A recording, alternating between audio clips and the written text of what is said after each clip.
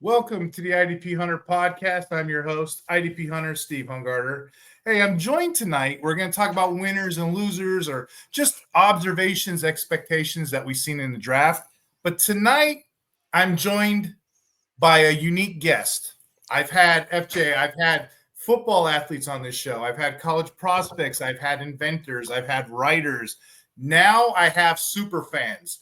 FJ is one of our biggest super fans in the pod. In fact, on the RPO Network show, he was our 3K winner. So I just want to congratulate FJ for coming on the show. FJ, known as Frank McCann, he's his own, not just is he a super fan, but he actually has his own podcast, FJ After Midnight. And I just wanted to introduce you on the show. Welcome, FJ. How are you doing? I am good. Thank you for having me on your podcast, Steve. Heck yeah. For sure. So my podcast is called FJ After Midnight. I have a lot of unique guests on my podcast. Of course, you even been on my podcast Yep. on season 25, which was my last one, and now I'm on season 26. So hoping to have you back on season 26. Count me in, buddy. Oh yeah.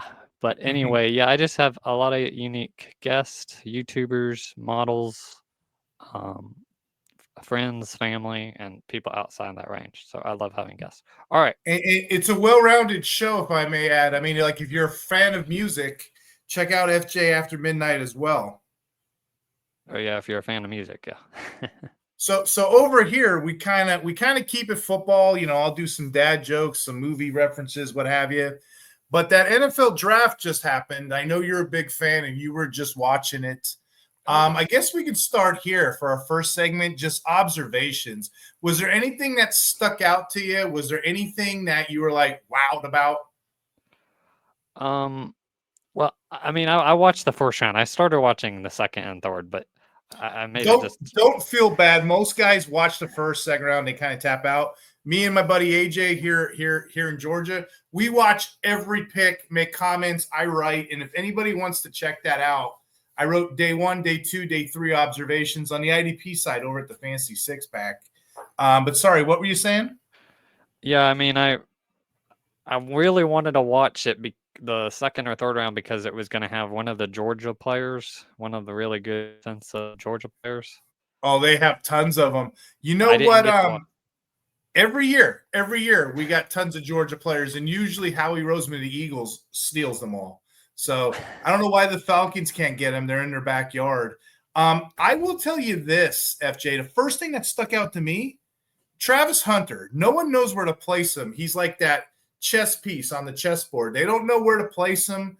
Travis Hunter, for those that don't know, he's the Heisman Trophy winner. He just was one of the best athletes in the country, obviously. He played both wide receiver and defensive back.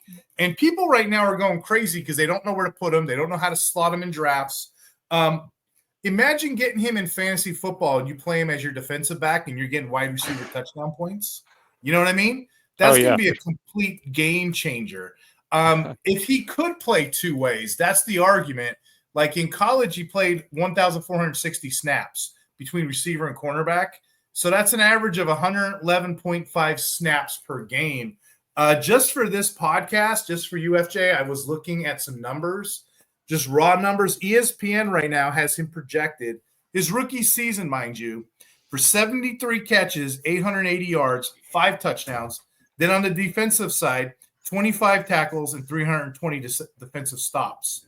That's a whole lot of points. So in these combo leagues, IDP leagues, which is what we play in, I think I'm going to go 1.2 with him right after Genty.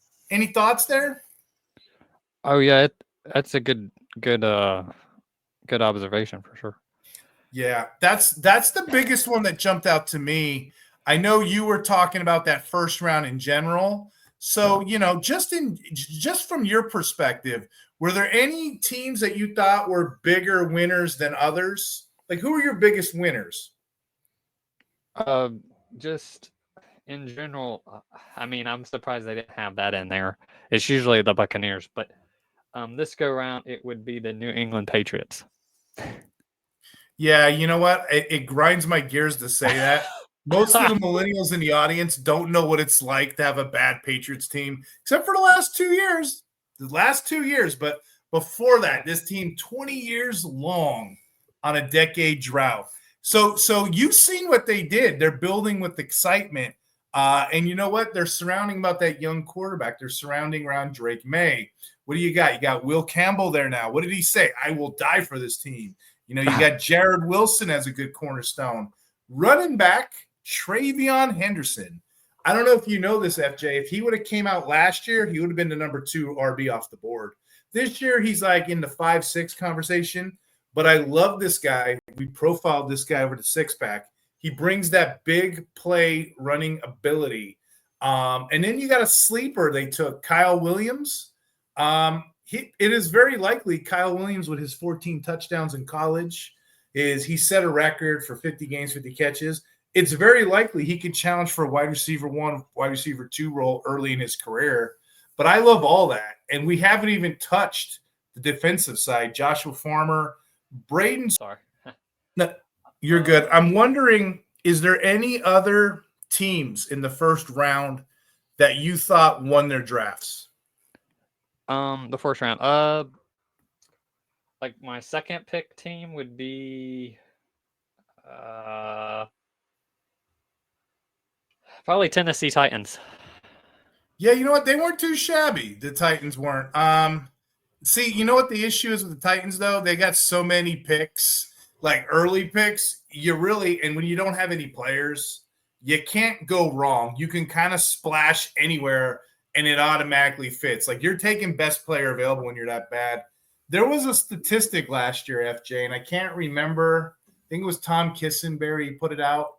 The Titans had 22 different players on offense and defense just rotating in. That just shows you how bad it was. So this draft, they got pieces. They got the quarterback. They got Cam Ward right there. They got that, I don't know if I'm pronouncing it right, the wide receiver, Alec Manor from Stanford. They got him in the 4th round. And then they got one of my favorite edge rushers that people aren't talking about. Perhaps it's because of the last name. Oladojo. I'll spell the whole thing. It's a double alliteration here. Oluwafamu Oladojo. Double alliteration. O-L-U-F. Yeah, Oluwafemi. Then last name Oladejo. That is a fantasy dynasty sleeper in my IDP leagues that I'm going after. But I do like the Titans draft. I think you did good with that. Yeah, well, I just found like there's 13 players that were in the NFL draft that were Georgia players. Yeah. So,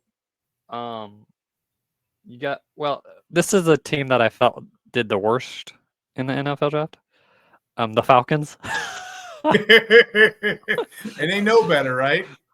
Well, I mean, they got a good defender, though. I mean, Jalen Walker was really good with Georgia. Yeah. So hold that thought real quick. So, like, as far as biggest winners go, you said the Patriots. You said the Titans. I like what the Giants did too. I mean, they got a loaded draft class.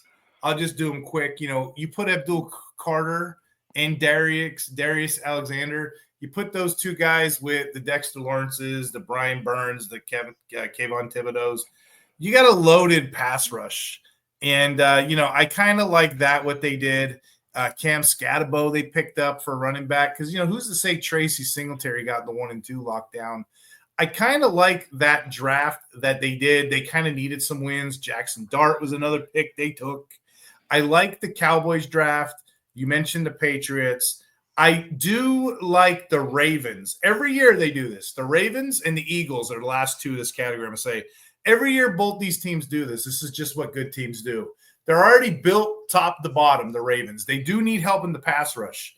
They go and they skip it the first round. They take Malachi Starks. And I'm like, okay, they must have something brewing. And they did. They came back and took Mike Green, my personal second defensive lineman, second or third favorite defensive lineman outside of Abdul Carter. But Green was considered top 20 talent. They got him all the way after round one, and then they got offensive tackle Emory Jones. That's somebody that I interviewed down at the Senior Bowl. All of that are draft steals to me. It pains me to talk about the Eagles in this last category here. Jihad Campbell, the top linebacker in the country, they're probably LB3 behind Dean if they re-sign and Bond. That's how loaded this team is. They got players like Andrew Mabuka. He was a top 5 DB for me. Backups, quarterback Kyle McCord, Miles Hinson, offensive tackle, Cameron Williams, another one. They just had a loaded overall draft. But, if you were to ask me 5 teams, the Ravens, Eagles, Patriots, and then, of course, the Giants and the Titans. Those are probably my top 5. Those are the ones that I thought did a really good draft. We're talking, I guess, next segment, we're talking about Falcons. You hated the Falcons for biggest losers, huh? Yeah, I don't like the Falcons. You just don't like them in general, or is it because something they drafted, or? I just don't like them in general. Like when they lost the Super Bowl, I was happy because of Tom Brady coming back and beating them. You're going to get a lot of haters after this. You know that, right? We're in Georgia. Oh, yeah. I'll tell you what I didn't like. I didn't mind the draft because I like Jalen Walker.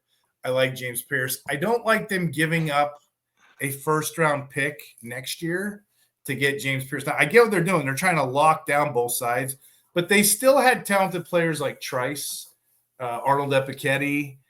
Those are almost drops to me now because they've got those 2 players.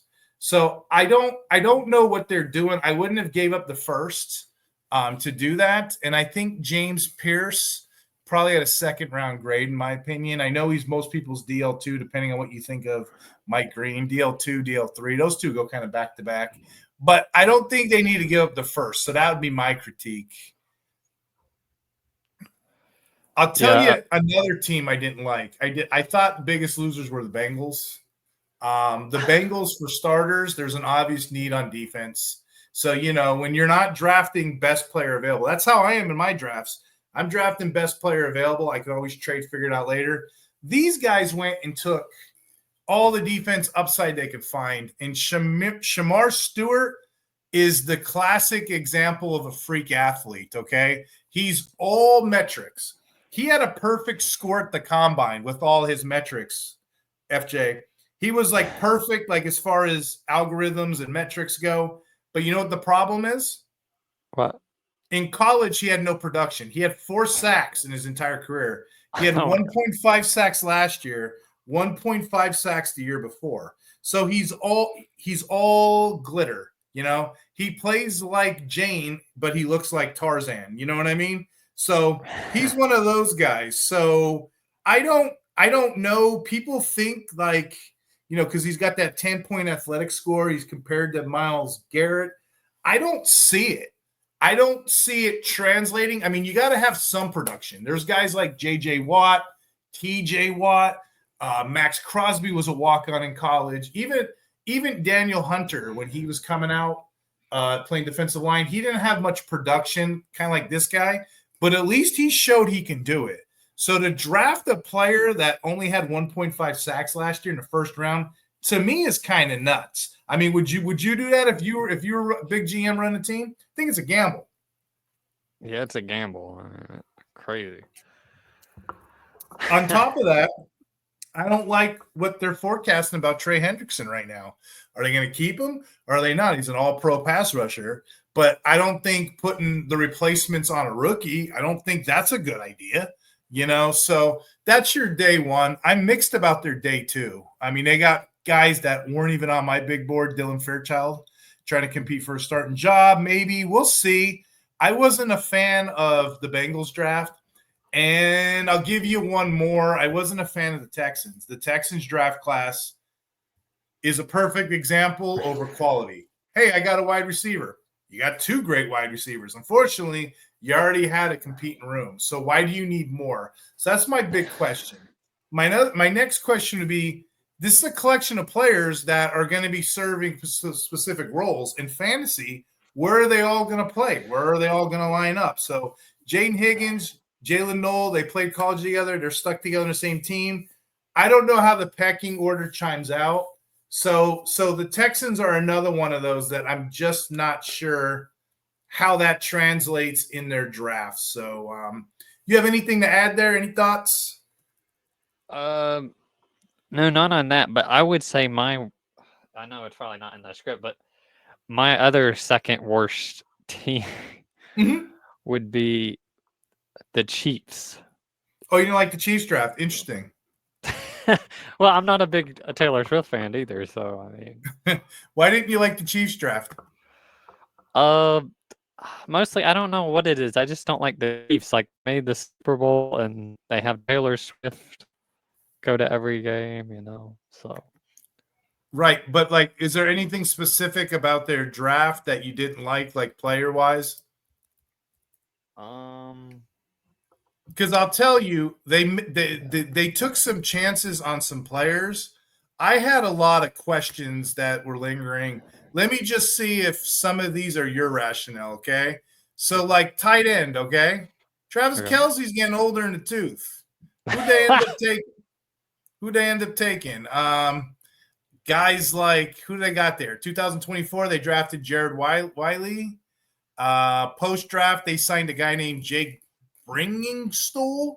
If your name is Bringingstool, and a lot of toilet jokes are probably coming after that. Again, you're trying to replace a All-Pro, an All-Star, a Hall of Famer with Jared Wiley and Bringingstool. I have questions there. Right tackle's another one. Who are they going to put there? I know they signed, I think it was yesterday. This tackle's name is Asa Pohl, but I have no idea who that is. Is he a developmental prospect? And I'll give you one more. One of my sleepers, that's why I wasn't sure where you were going with this. One of my sleepers in this draft class was Norman Lott. Norman Lott was a pass rusher. He was the number one pass rusher. So somebody actually timed him statistically, getting off the ground, hand and ground to the quarterback. He was number one. Then somebody took the science and said, well, let's get rid of the tight ends. Let's get rid of the running backs. Let's get rid of the bubble screens, all that stuff. So there's a true pass rush. He was number one. So then they got rid – I'm sorry, pass rush, he was number one. Then they got rid of all that extra stuff, the bubble screens. Then they did true pass rush, and he still was number one. He still was number one statistically. So they got him in the 63rd overall. So I think they have something at nose tackle. You put him next to Chris Jones, I think they can battle it out. But I have several questions outside of that pick. So I didn't make them one of my worst teams, but I could see where you're going from as far as questions at tight end, questions at who your early down running back's going to be.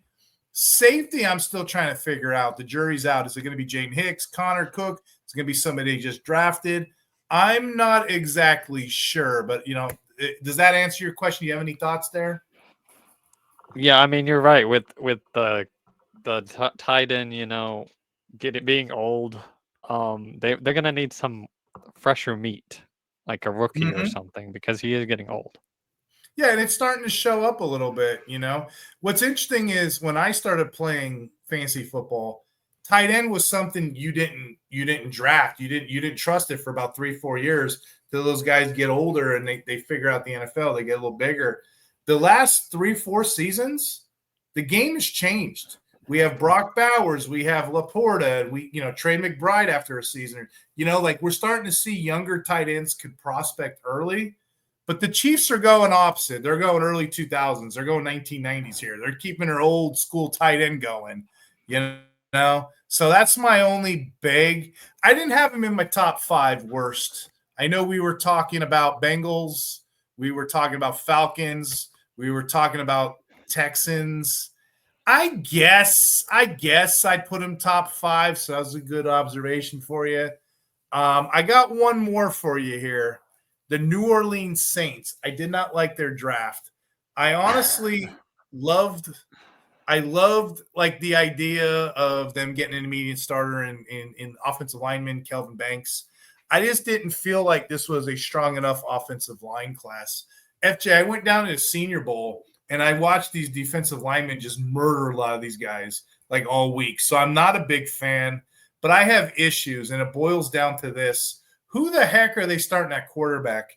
Derek Carr is going to have surgery, so he's out, right? They got a top 40 selection.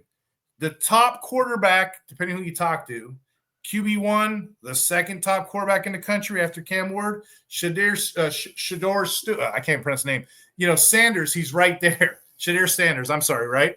So he's right there. And they end up taking Tyler Shode, who probably had one of the worst throws I've ever seen at the combine. Go ahead and Google that, fellas. I'm not making that up. Shode also turns 26 really soon, probably before the season starts. He's only started 32 games. Okay, so you'd assume that, means he's going to be closer to his ceiling now. He's an older player, 32 games and 7 college seasons. It's weird to say that, FJ. 7 seasons, when you count the redshirt year, the COVID season, these guys get to play in the college game a little bit longer, But how do you think Tyler's show? Oh, what'd you say? How do you think Quinn Ewing is going to do with the Dolphins for quarterback? I like him, but he has the same profile as Tua. He can play when he gets the snaps, but then he gets hurt. He has a lot of injury history. So I think they're very similar type of players, but I actually like him. I like him a lot. So I like him more than Tyler, I'll tell you that. And here we are with Tyler. But, with Derek Carr out, at least the starting part of 2025, it's going to be Spencer Rattler's job or this guy. I just don't love the idea of this guy getting a real chance to start when we have the next segment, when we talk about the Browns and the 5 quarterback derby that they have. Any one of these guys in the next segment can be a starter and fulfill his team. Perhaps there's a trade coming and we just kind of discovered it. Yeah, I mean, he got picked in the last round, which is kind of sad, right? Well, there's an argument too. A lot of these players don't want to get drafted in like the 7th round because they make less money than they would as a walk-on if they get picked up. So a lot of times these guys don't want to get picked in the 7th round. But then again, the other argument is, well, hey, at least they drafted me. Now he's got a contract, he's got stability. But there's thousands of players that don't even get that. Who's your favorite player if you had to pick that got drafted? Out of everybody, I mean, I like athletes. So, Travis Hunter, there you go. He's a 2-way athletic, hybrid. He's going to break leagues if based on the stats we said earlier on this episode, if they play him at wide receiver and they let him get third down, pass deflections, he's going to break leagues. I already have visions of putting him in as my defensive back. You know what I mean? So I'm going to do that. I'm going to play an extra wide receiver in these little leagues. I like defense, but I don't like necessarily the uber athlete. My favorite pick is Carson Schwezinger of the Browns. He was a walk-on nobody, 0-star recruit, made his college performance, and he ended up shattering tackles, led the country, just beating out everybody. The Browns recognize they have an injured JOK. Jordan Hicks is on. He's older in the tooth. He's got 1 year left. So they end up bringing him in. He's probably going to be an instant starter at a position that usually doesn't produce. A question for you, FJ. Okay. Speaking of the Browns, I want to go to our final segment here. I called it the 5-headed quarterback situation the Browns have, okay?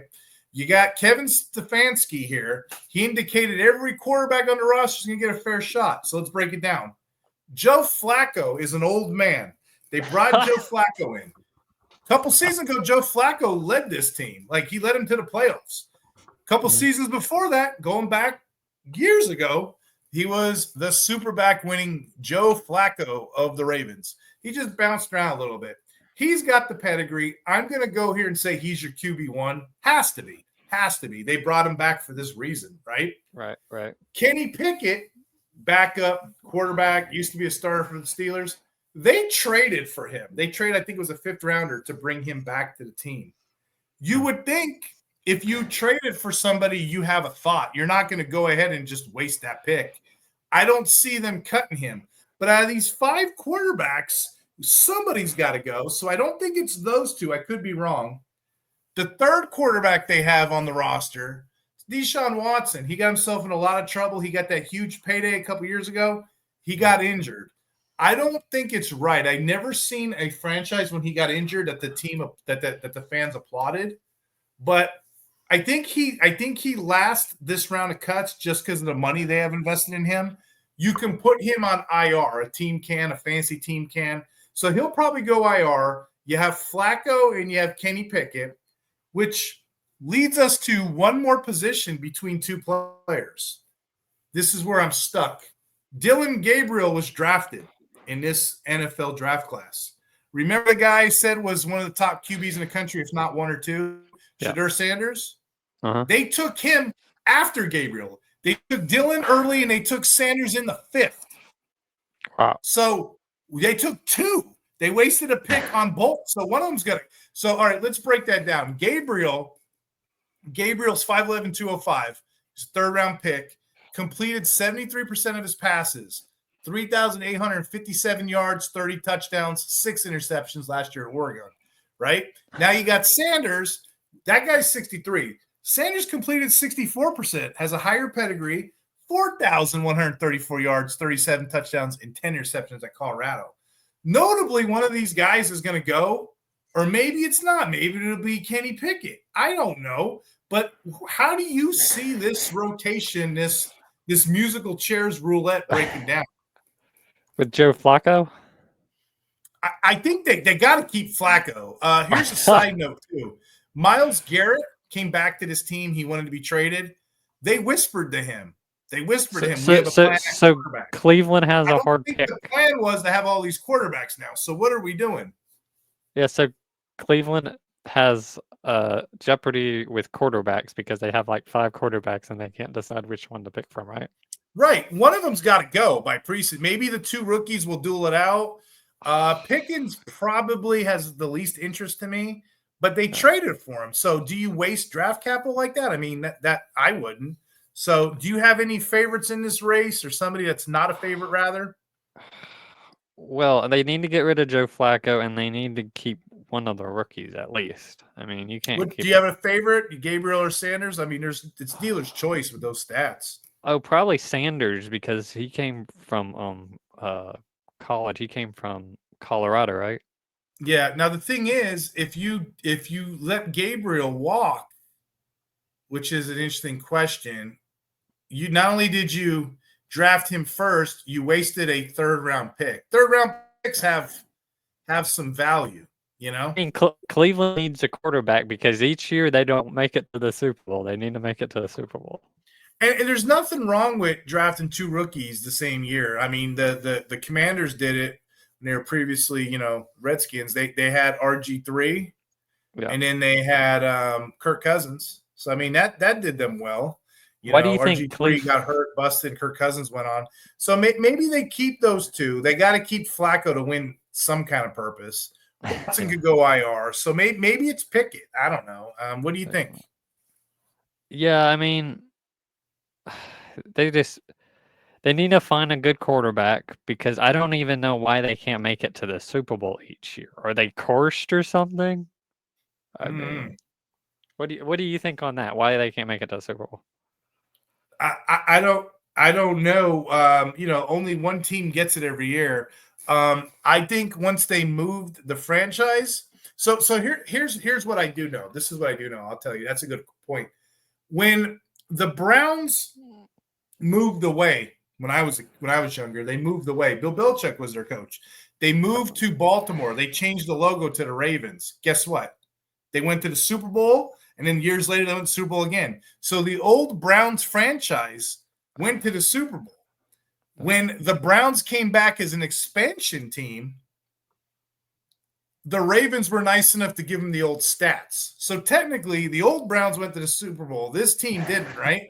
So now the Browns are back, but they're being punished because there were teams like the Ravens, and then there were expansion teams that came out like the Panthers and Jaguars. They got early picks. They got a 1st round and a last round pick in every draft. And then they got players from other teams. So they got to build their teams. The Browns didn't get any of those breaks. The Browns have been getting beat up on purpose since they've been back. I mean, honestly, this is probably the strongest they've been in a while.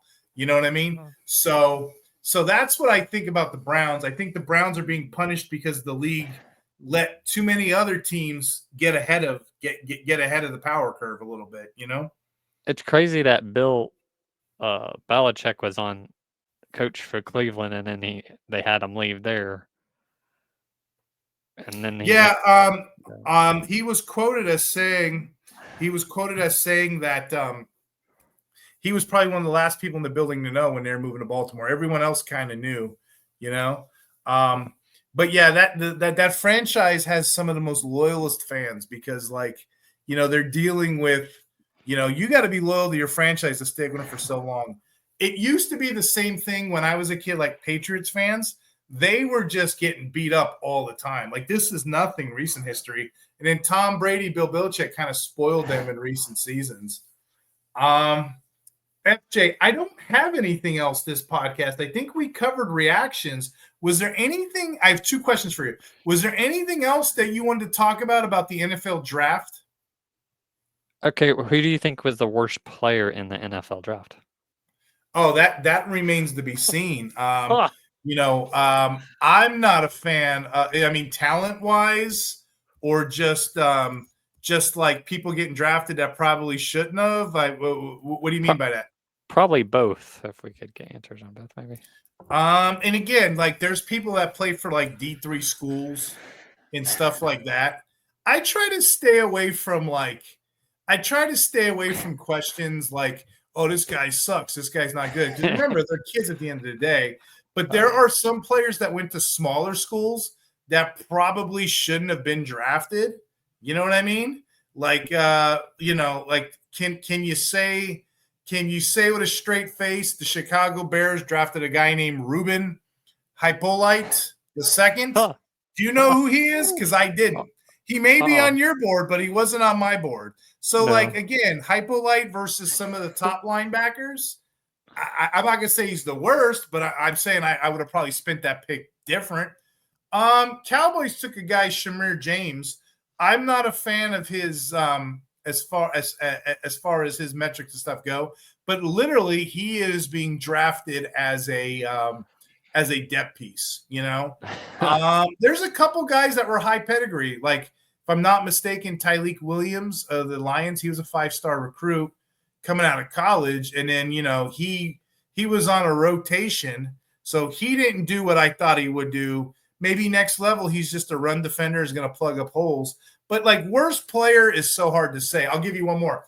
The Packers got a guy, Savion Williams. He's not the worst. He's not the best. He's very toolsy. He's like RoboCop. You got to build him.